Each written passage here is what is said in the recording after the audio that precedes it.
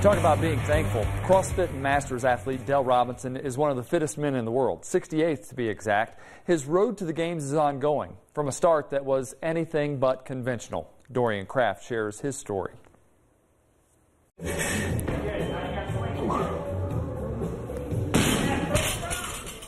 I just started watching it on TV and just started watching how they was moving and what they was doing and how they was putting the workouts together. And I just went outside every day and just practiced on one of the moves, toes to bar, chest to bar muscle ups. I got good genetics. That's what Dale Robinson credits as the base of his CrossFit success. A former Franklin County standout, Robinson played football at Western Kentucky in the mid-1990s. Though he ranks 46 on the career rushing list, he didn't stay in Bowling Green for long. I was asked to take a urine test because I was smoking marijuana during playing football, and I actually denied it. I'm like, nah, I'm not doing it. I left.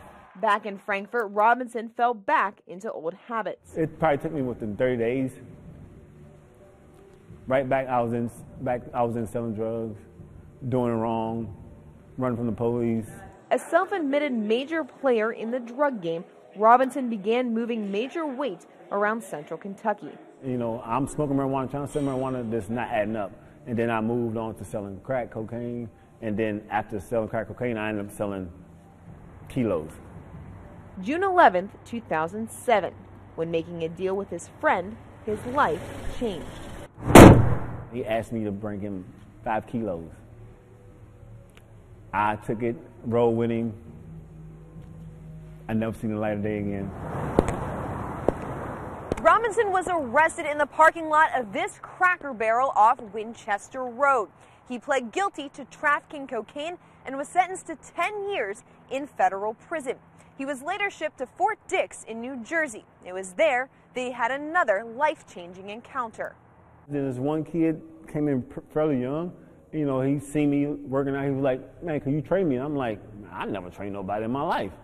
And then I actually started training him, and he started seeing transformations. His body started growing, and I'm like, and I liked what I was doing. I'm like, I could do this for the rest of my life. Robinson began training other inmates. He started with individuals, progressing to boot camps, and finally, CrossFit. I always had a crew of like 20 people working out with, and we always like set up stations and set up rounds where like, okay, y'all three go first, you go do 10 clean jerks, 10 bar facing burpees, always like 10, 8, 6, 4, 2, and then boom.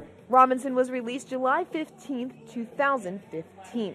What he has, he attributes to CrossFit. I love the persistence, and you gotta be able to persevere when your body is telling you to quit, and you gotta have that mental mind frame to say, no, I can keep going. That is the same way in life. When something pops up to me, like from my old life, and they trying to draw you back to that old life, you gotta stay persistent. You gotta stay on the course of like, I'm not going back there. If you could have told me that I was gonna be running a fitness company 20 years ago, I would have told you crazy. But God works in mysterious ways. Robinson is also the father of Western Hills standout Wandale Robinson, who is being recruited by, among others, Louisville and Kentucky. We'll be right back.